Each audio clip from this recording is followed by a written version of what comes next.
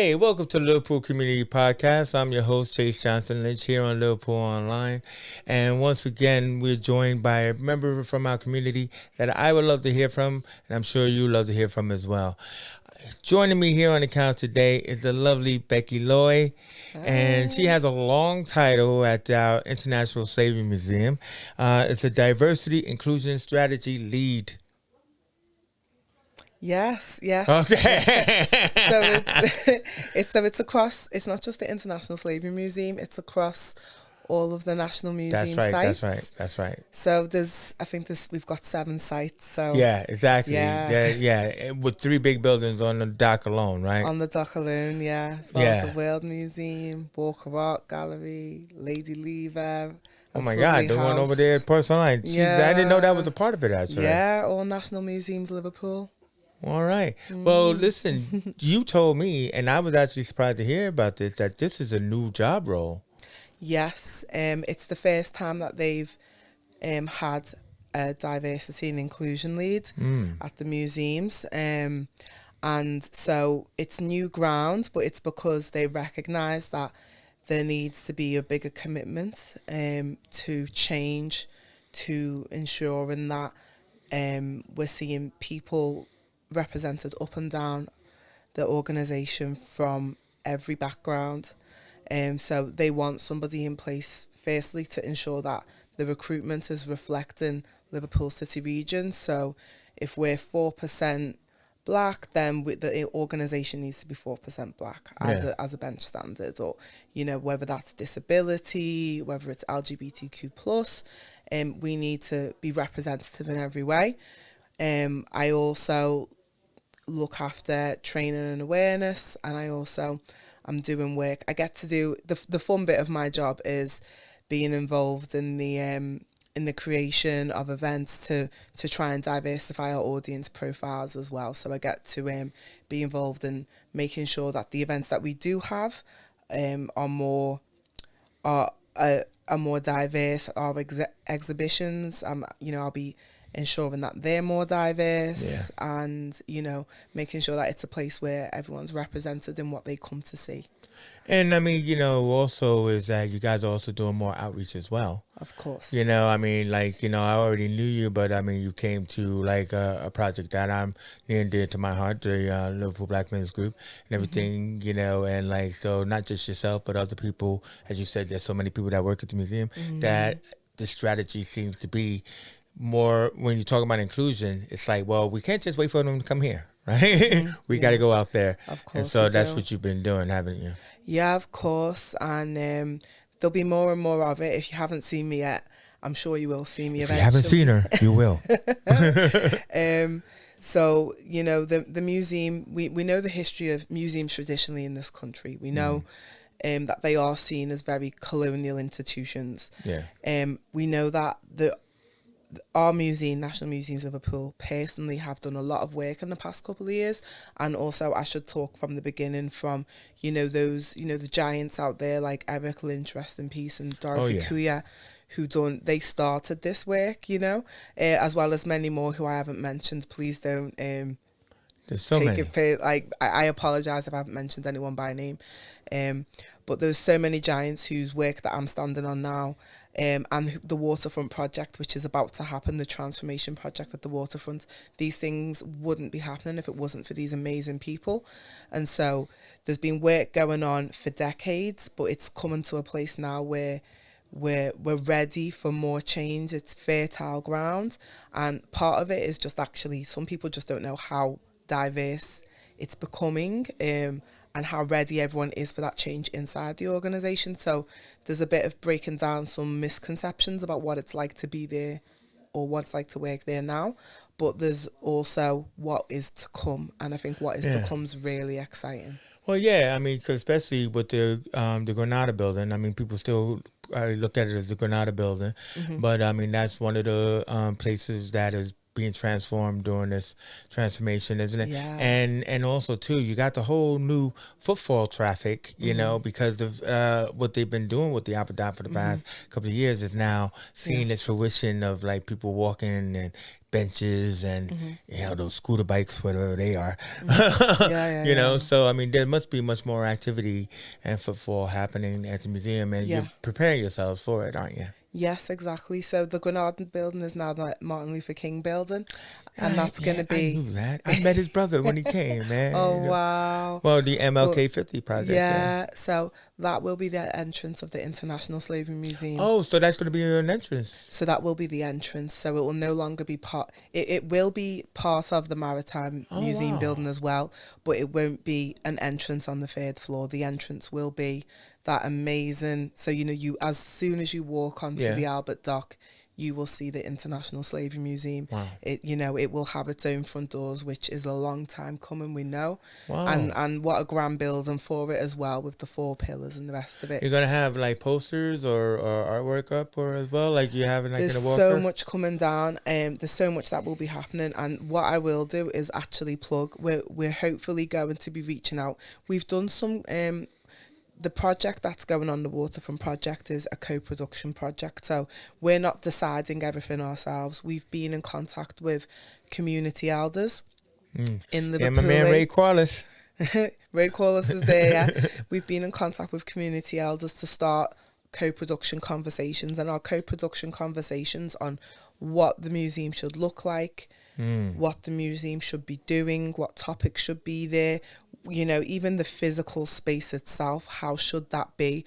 You know, how do you relate to it? Does it need to be a traditional museum learning environment, or does it need to be, you know, catering more to, you know, how Black identity and Black culture has been learning over time? You know, what are our methods of teaching and all of that? So we're asking all of these questions now, and we're asking them to our local communities and wider. We're having international conversation as well, but we have been reaching out to the local community, and those conversations have just started. So if you haven't seen us, we're hoping to be in multiple venues across Liverpool and across Liverpool to have these conversations. So it's not just for us to decide. We're really hoping it to be, you know, co-creation, co-production, and together we find these answers and have something that is really representative of what the people in Liverpool want the International Slavery Museum to look like.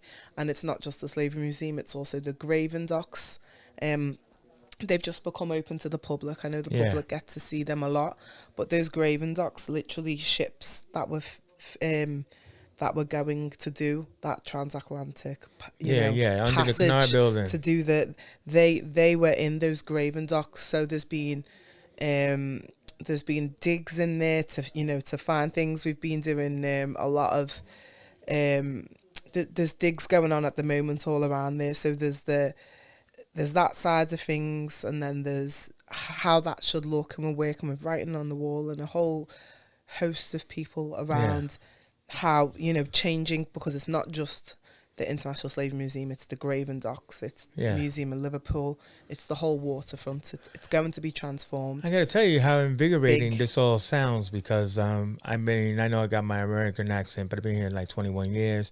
I've been involved with the Slavery Museum throughout all that time, you know, especially with Slavery Remembrance Day, you know, projects and all of this other kind of stuff. But like I said, MLK 50, but it's just the factor that it really does sound like change. It really does sound like a change is going to happen. A change is going to come. Yeah, all right, don't demonetize us. But Whoa.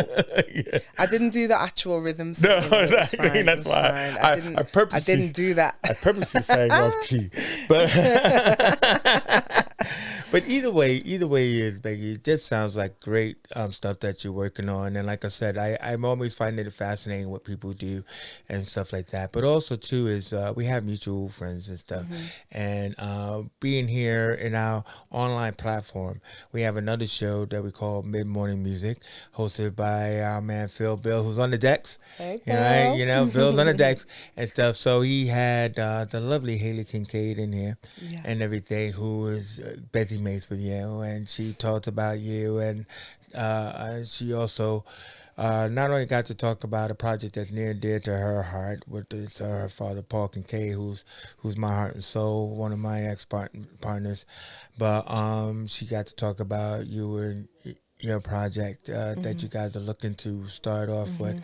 And I thought what was interesting about that was to be able to have you come in and delve a little bit deeper into this, because like this is about I don't know if I call it even a disease, but it's about something that happens to a good core of people who happen to be of African American persuasion, called sickle cell anemia and everything. Now, Or African diaspora.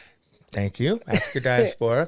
And being older than you there, Becky, you know, like I come from New York where this was really prevalent in my time. And like in the 70s, it was happening a lot to people around us and everything. A horrible, painful system that was happening. And but then it started to not happen as much and everything, especially when I got here. I wasn't hearing about it as much.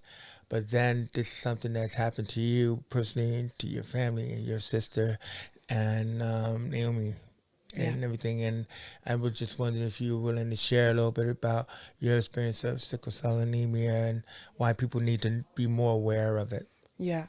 So just to back up a little bit, I'm going to say sickle cell disease because the story is some people get sickle cell anemia, some people get sickle cell thalassemia, some people are sickle cell trait.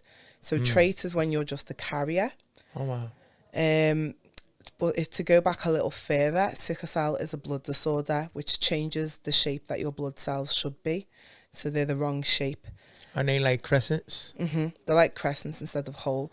This means that as they're passing through your body, they can get clogged up in your joints and cause extreme pain. And when I say extreme pain, I'm talking, my sister used to be treated by the blood cancer unit. And she would be on the heaviest painkillers around. So the pain is no joke. It's as serious. And if you go into these crises, you know, it's risking your life. You know, it's as serious as any other form of crisis, or you know, that somebody could go through. And it's a chronic disease, so it's for life. It's extremely painful. You can be fine one day, but if you go into crisis, it's extremely debilitating. One of the things is climate. So, people who tend to have sickle cell or thalassemia come from hot countries. So thalassemia tends to be more.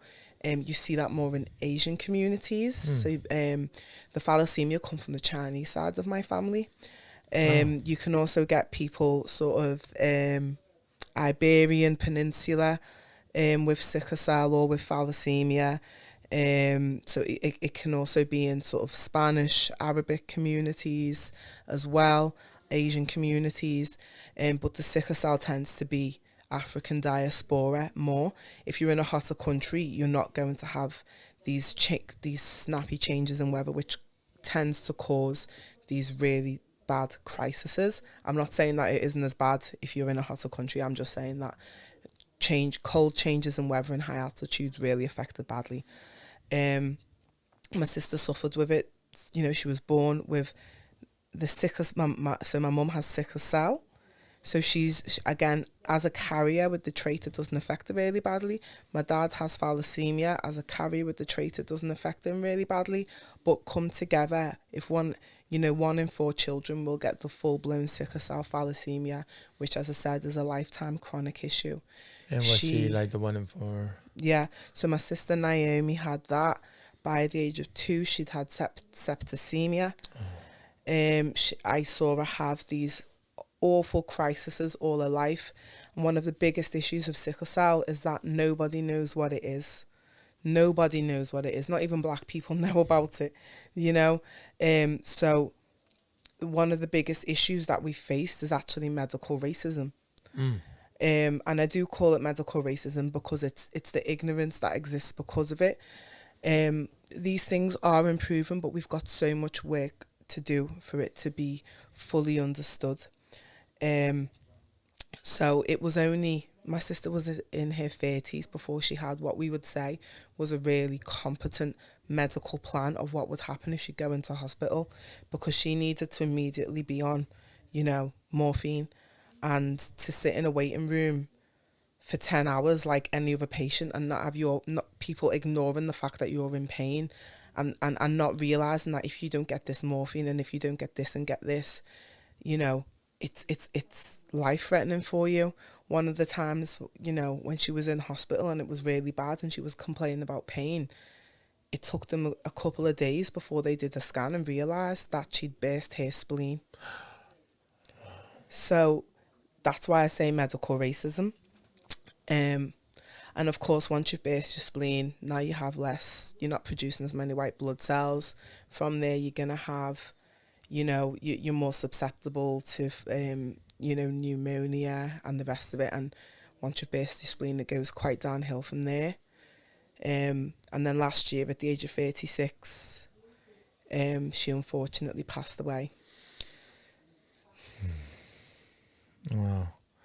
I mean, that's got to be hard, but especially 36. That means you guys were living with it for 34 years, because it started when she was 2 or something. Like that, no, she was born with it. So you're born with it. Yeah, but I mean, yeah. The septicemia was at 2. But you're born with it.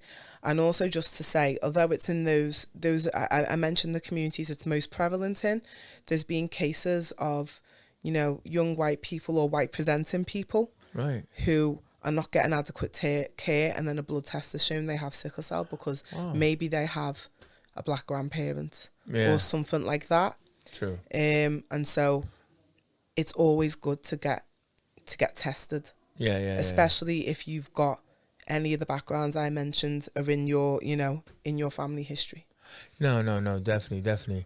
I mean, and that's probably something that, like, the foundation or that you want to set up would be more about transferring of this information, because I'm just shocked when you were talking about like the Chinese and all that, because ignorance is bliss, right? So you just constantly just think, oh, it only happens to black people. I'm not black, so then it won't happen to me. But you have people in your family who are black. Oh yeah, that's right. You know what I mean? And stuff like that. Yeah. And then when you're talking about the traits and about carriers and everything, so that is pretty wild. Now I understand that you've been you want to do more, and at the start, you've been raising funds. Yeah. And everything. You're in the middle of this process now. Yeah. Well, you like saying, well, we're towards the end or you're getting there. But I mean, basically you were looking to raise like about 5,000 pounds, and you raised what the first 25 What did you do with that? So the first 2,500 went to the sickle cell unit here in Liverpool. So first of all, just to say, so what we did is, my sister passed away last June, so this is all really fresh. But by September, and I was just thinking about her birthday coming up in December, and I didn't want it to be what I knew it would be.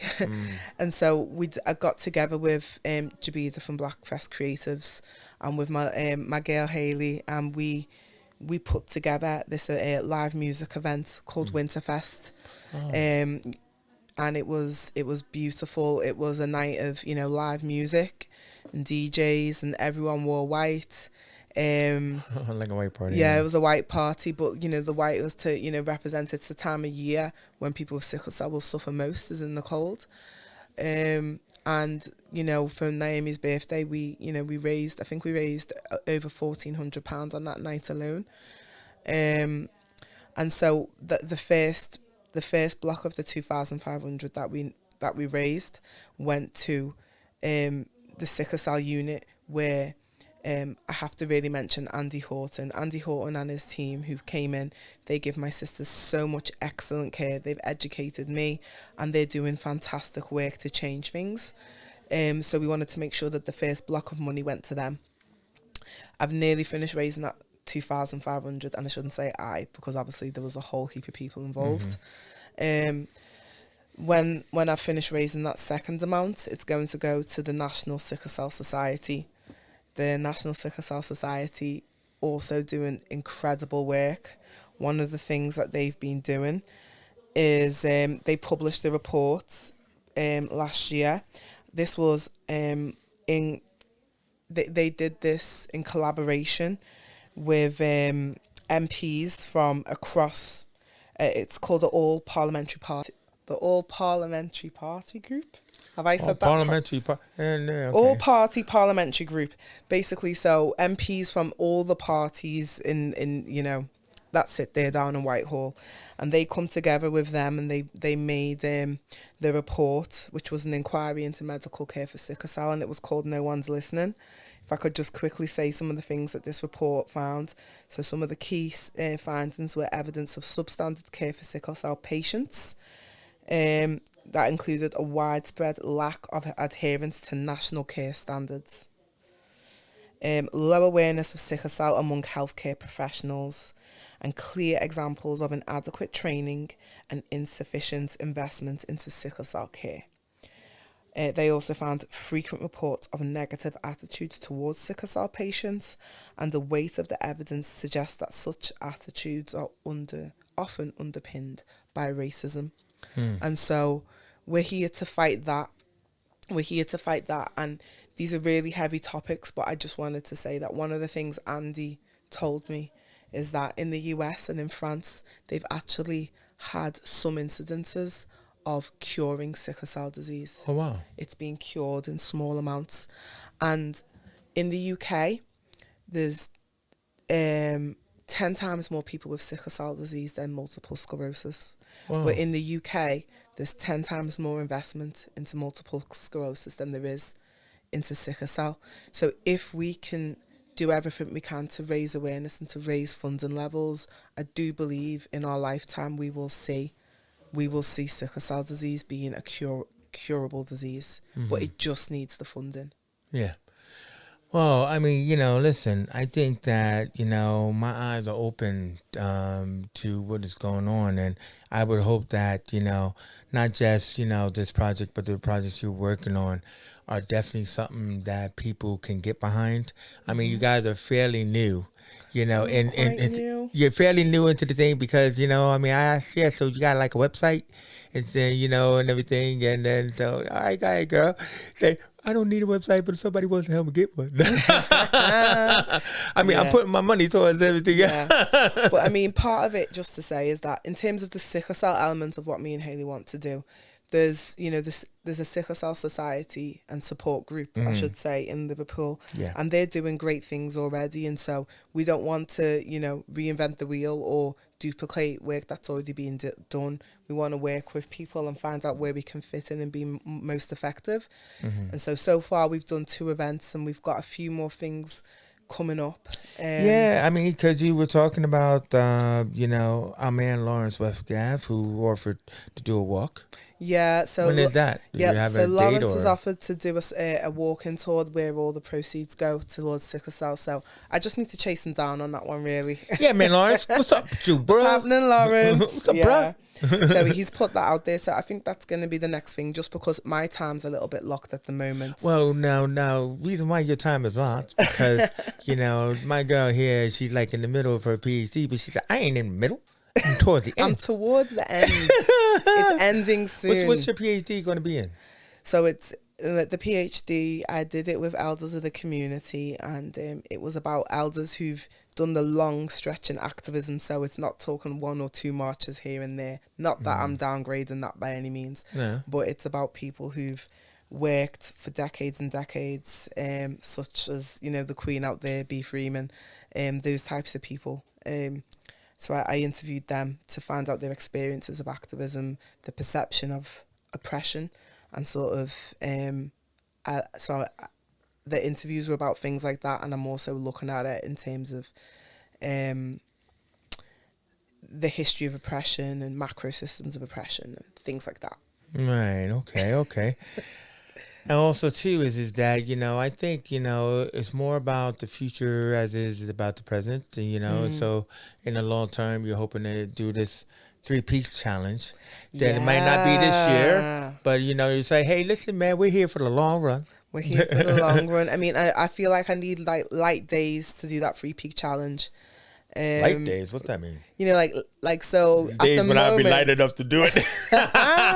well, you know, it's like by light days, I mean it's like summer solstice time is a is a good time to do the free peaks because you're getting a lot of light and it's in 24 hours. You see, Yeah. so as much light as possible. So because I'm doing the PhD, trying to finish that off now, I might try and hit the free peaks next year, but.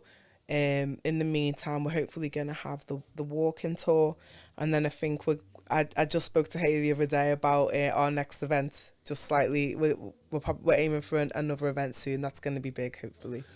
Yeah, if you're wondering why Becky keep looking off to the side, that's only because the lovely Haley is in here taking pictures. Here. You know what I mean? Yeah, she already had her time on camera. I don't even.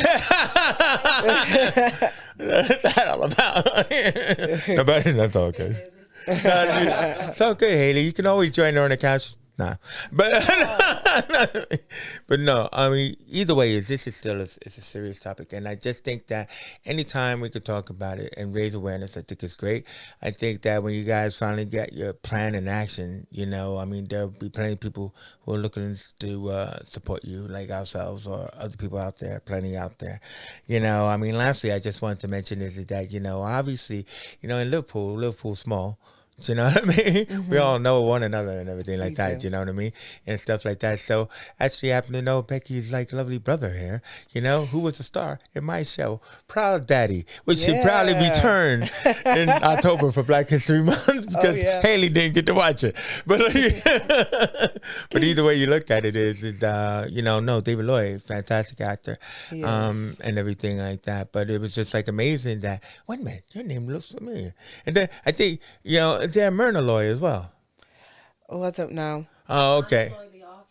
Oh, there is a Myrna Loy, so there's no relation. Okay, you know, I thought I was. I think if they're Loy, I'm probably going to be related to them. There isn't many Loys around. There are a lot. That's the whole problem, right? Yeah. Everybody's related to somebody in this town.